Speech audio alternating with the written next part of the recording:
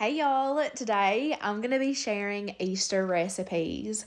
I always like to make a little small early Easter dinner for my family because we usually go to my aunt's house for the actual holiday to have dinner. So I like to take y'all along with me as I prepare it. I like to think that it can be motivational if you're going to be making Easter dinner this weekend. So first up, I'm going to make the dessert and I'm going to make a carrot cake. I'm going to show y'all how easy it is to make it from scratch. So to a large mixing bowl, I've added 2 cups of all-purpose flour. I went ahead and measured out all of my spices beforehand, and all that is some baking powder, baking soda, ground cinnamon, ground ginger, ground nutmeg, and some salt. I will of course have the recipe that I used linked in my description box for y'all to screenshot and print and get those exact measurements for that. In a separate mixing bowl, we're going to mix together 3/4 of a cup of vegetable oil, 4 eggs, 1.5 cups of some light brown sugar, 1/2 cup of regular sugar, and I'm also going to add in 1/2 cup of unsweetened applesauce. Now, I've actually never added applesauce to a cake before. I've known for a long time that that's a thing, but I still think it's pretty interesting. I also did do a teaspoon of some pure vanilla extract, and I'm just going to whisk everything together really good. You want to make sure that you really get that sugar and the eggs broken up and, mixed throughout evenly. So here I've got 3 cups of shredded carrots. I did peel and shred these myself. I just do it on a cheese grater and it makes it go really quick. So I'm just gonna get those carrots incorporated to the wet ingredients, and then I'm just gonna add the wet ingredients into the dry ingredients. I'm just gonna mix all that together until there's no longer any flour showing. You definitely don't want to sit there and mix it for too long or anything. I did end up switching on over to a spatula. That made it go a lot quicker and it just worked a little bit better than that whisk. So I did go ahead and buy some new cake pans for this. The other ones that I had were in really bad shape. They were like rusted and everything. I rarely use them, honestly. I don't bake cakes all that often, but I got these at Kroger and it drove me nuts that I couldn't get 2 blue pans, but I really wanted that blue pan and they only had 1. But yeah, I just evenly distributed that batter between each greased pan. I greased them really well with some Pam. I baked them at 350 degrees for 30 minutes. I always test them with a toothpick, make sure it comes out dry and not gooey. And I let those sit in the pan on those cooling racks for about 20 minutes before going ahead and flipping them over. And as you can see, they came out like a dream. They didn't stick at all. Absolutely perfect. So while those are completely cooling down, I'm going to go ahead and make the cream cheese frosting. So in my KitchenAid mixer, I'm adding a block of room temperature cream cheese. I let that whip for just a couple of minutes just to kind of fluff it up. And then I'm going to add in 1 stick of room temperature butter. I am using unsalted, and I let that mix with the cream cheese for a few minutes. And then I'm going to go in with 2 cups of powdered sugar and a teaspoon of vanilla. That is it ingredient wise. Very simple ingredients, very, very easy to make. So you just mix it until it turns into this frosting consistency. And that's all there is to it. So now I'm going to start assembling this cake. Again, you do want to make sure that your cake is completely cooled off before you start frosting it, or else the frosting will just melt off and it will also crumble really easy. But I just added my first cake layer to this glass cake stand. I've had this forever. It was a wedding gift from back in 2013, and it is just one of my most loved kitchen items. Anyways, I know that you're supposed to level off your cake layers. I skipped that. I guess the whole reason for that is it just makes it sit better. Correct me if I'm wrong. I really don't consider myself the best baker out there. I don't do it all that often, but I always try my best, and I do enjoy it for the most part. But anyways, as you can see, I did do a cream cheese layer in between the layers before adding on the top layer. And then I just took almost all of that frosting, plopped it on top, and I also bought that icing spatula when I bought those pans. and I really do like it. I typically just use like a butter knife, but I do feel like that makes it go quicker and it's just a little bit better, so I can see why that's a thing. But yeah, I'm just adding some more frosting around the sides as I see fit, and I'm just doing my best to evenly cover this cake. Once I finally get it to my liking, I'm just going to take a paper towel and with my finger, I'm just going to run it around the edges to kind of clean this up, make it look nicer. Now, here's the finished product. If you want it to make it look fancier, you could add some crushed pecans over the top. You could also make some little carrots, pop that on there, or even do some little swirls with the frosting around the edges, but I'm a simple girl, so I just left it as is. But isn't that gorgeous? This cake turned out phenomenal. I was a little worried about it being dry because it kind of looks that way on the plate, but I promise you it is not dry at all. It's almost got like a bouncy feel to it is the best way I can describe it.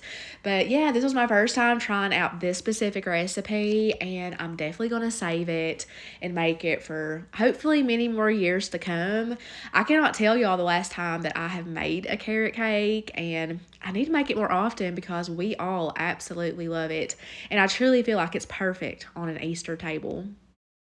Now it is time to get the ham started. So here I have got a hickory smoked spiral ham, and every year around Easter, Kroger marks these down for super cheap. As you can see, 89 cents a pound. I only paid $7.45 for this whole thing. That is a crazy good deal. So I'm just going to get all of that packaging removed, and I'm going to cook it on my smoker for the very first time. I was super excited to try this out. So all I got to do is place this cut side down directly on the racks, and I'm going to let that smoke at 225 for 2 hours before coming back to glaze it. When I got back in the house, I started on my deviled eggs. You can't have an Easter dinner without deviled eggs. Now, my super detailed version of these, I did that in my last year's Easter dinner video. I will link that in my description box if you want to go and see that. I didn't want to do it exactly the same way I showed it last year. I don't want to be like extremely repetitive, so I kind of just skipped to the filling part of it. So, I already hard boiled my eggs, obviously. Got those yolks dumped in a mixing bowl. I crumble it up the best I can with the back of a fork, and then I add in some mayo. I never have a specific amount. I just do it until it feels right. A couple tablespoons of yellow mustard, a splash of pickle juice, just a little bit of salt. You can easily oversalt these because those other ingredients are salty. Definitely learned my lesson there. And I do like to do a lot of black pepper, and I just mix it real good. And I like to do a taste test. Always do a taste test on something like this. And I could tell it needed a little bit more mayo, so just added a little bit more mayo in there. And I almost always like to do this in a piping bag because it just takes very little time, very little effort, and especially since it's a special occasion, I want it to look nice, and it's just such an easy way to do it. You can buy a pack of these disposable piping bags at pretty much any store. I get mine at Walmart. I've had these metal piping tips for a really long time. They've served me well, and this is my favorite part about the deviled eggs is piping that yolk into the egg whites. Like I said, it's very simple. You just kind of do a little circle pattern there, and there you go. I also really love sprinkling these with some paprika. You can also do smoked paprika instead if you want a smoky flavor to it. I've actually never done that, and that's right up my alley. I always forget about that when I'm actually doing it, but I need to remember that for next time. But I'm going to set those in the fridge and pull them back out at dinner time. The recipe that I'm the most excited to share out of this whole video is this broccoli and cheese casserole. Holy moly, it is the best one that I have ever had. I'm used to a Velveeta cheese, like strong broccoli and cheese casserole, which is great, but this one is so unique. I started off with 4 cups of fresh broccoli. I've added a little less than half of a pot of water to this broccoli. I've added a lid, and I'm going to take that over to the stove to steam it for about 5 minutes. You want it to be fork tender. I drained off the water and added it to this large mixing bowl. The next thing you're going to want to do is to chop this broccoli up into pretty small bite-sized pieces. That way there's little bits of broccoli in every single bite. And the way that I always do this is with scissors. I think it is the most effective way. Just go in there and chop it up until it's to your liking. So the next thing I'm going to do is take a half a stick of butter and I'm going to put it in a microwave safe cup and pop it in the microwave for about 30 seconds. That's how long it takes to melt down my butter. And I'm just going to drizzle that all over top of the broccoli. I'm also going to season it with salt, black pepper, and onion powder. Now, you could just add those seasonings in at the end once you've got everything in the bowl, but I thought it made the most sense to just do it directly onto the broccoli. I feel like that will give it better flavor. You'll also need a can of cream of chicken. Now, the only one that I had in my pantry was this one with herbs. And originally, that's not really what I wanted. But ultimately, I think that's what gave it a nice little extra flair to it, I guess. Now, this right here is the secret ingredient. It is a game changer, I promise you. You're going to add a cup of mayo into the bowl. Now, if you are not a mayo fan, then this is not going to be the recipe for you because I feel like that flavor definitely comes through and man, it makes it so good. It also calls for 2 beaten eggs to be added in. I was a little bit skeptical of that, but I'm going to keep on doing it because of how good it turned out. If I had a guess, that's probably added in there so that everything kind of holds together, it serves up better, and it won't just be like soup on your plate. I did also hand shred an 8-ounce block of sharp cheddar cheese. The recipe does call for extra sharp cheddar, but I just used what I already had on hand. But I love a good sharp cheddar or extra sharp cheddar. Works so good in recipes, tastes so good. So I will aim for that next time, but I still loved it just like this. But I added about half of that into the casserole before dumping it out into my greased casserole dish. You need about an 8x8. This is similar to that, but obviously it's oval. But I really like this for like special occasions. I like that white casserole dish. But I just added the rest of the cheese on top. And then you're going to need a half a sleeve of Ritz crackers. I just crushed them up in the package, sprinkled it over the top, and I baked it at 350 for 30 minutes. Here's what it looks like straight from the oven. That cheese should be nicely melted, and the crushed crackers should be like slightly golden brown. And of course, I'm going to give y'all the first look right into this casserole. Oh my goodness. My mouth's watering just looking at it. I promise y'all, this is the best broccoli and cheese casserole. Now it is time to make the glaze for the ham. It's getting close to being smoked for 2 hours.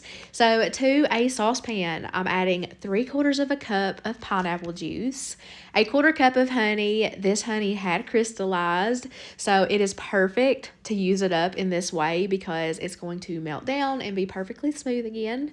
I'm also going to add in a half a cup of brown sugar, a half a teaspoon of some ground cloves, and a half a teaspoon of some ground cinnamon.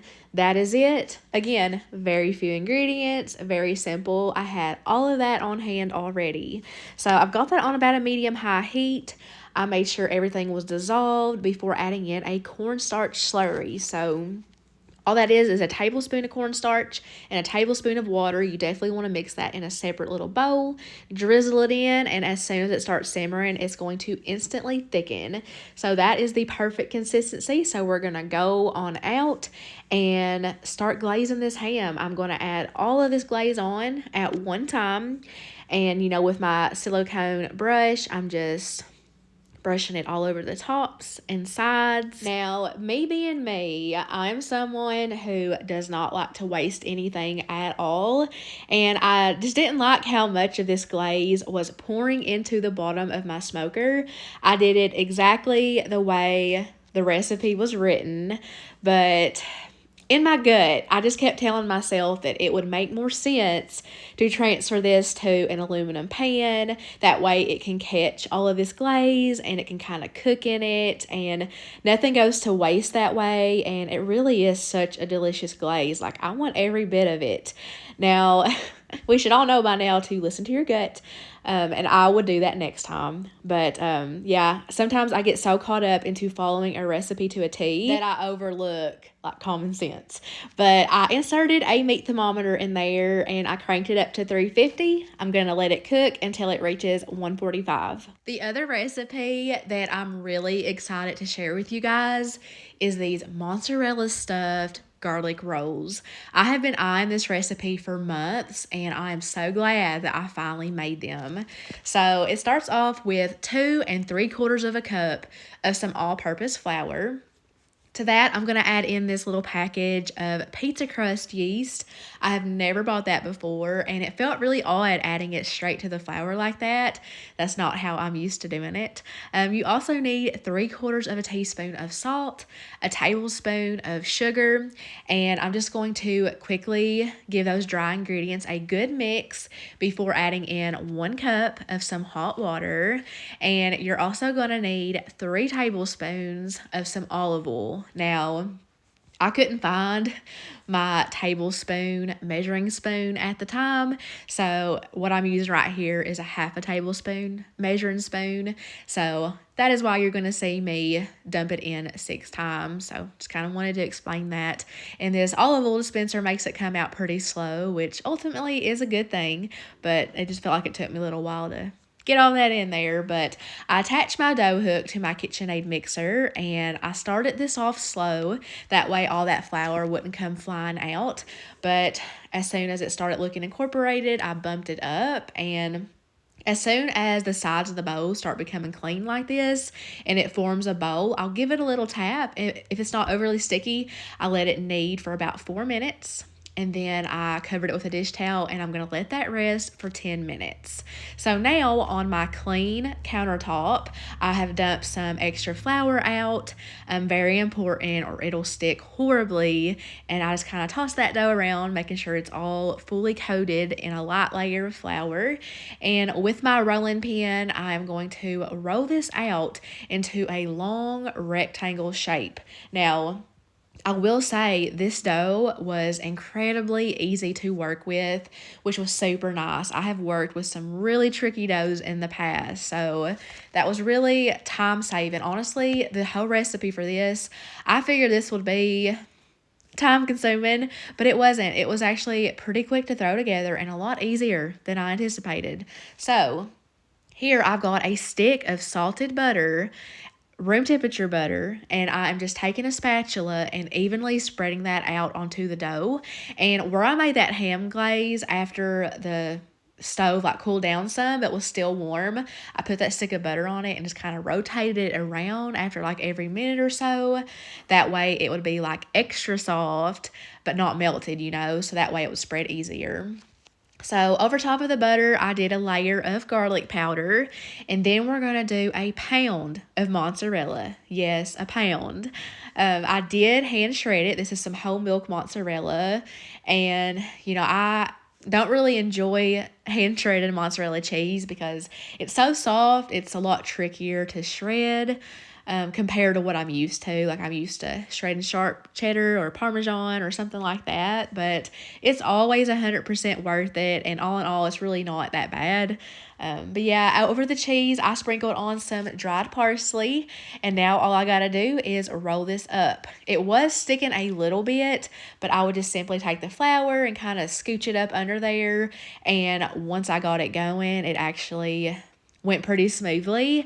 Now, if you watched my recent video of me making an Italian stromboli, I made an absolute mess with that. So I was convinced that this was going to be similar to that. I thought that mozzarella cheese was just going to plop out everywhere once I got it rolling, but it didn't. It stayed in place. So I just think all in all, this is such a great recipe. I took my knife and kind of made some marks as to where I wanted to cut it before I actually started cutting it. You want to make 12 rolls out of this.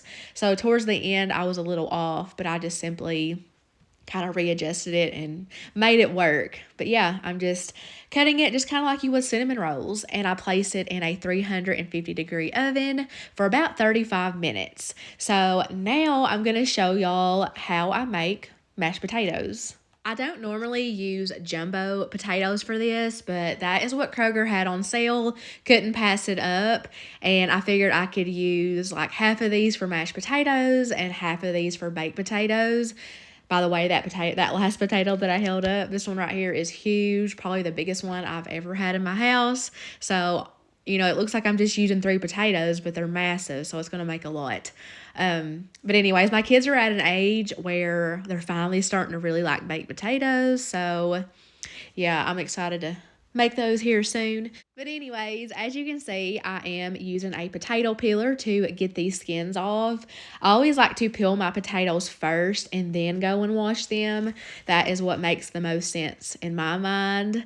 And also, I know that the majority of those watching this video know how to make mashed potatoes. Sometimes I overthink about even including it, but ultimately this is a cook with me video, so I just want to take y'all along with me through the whole process.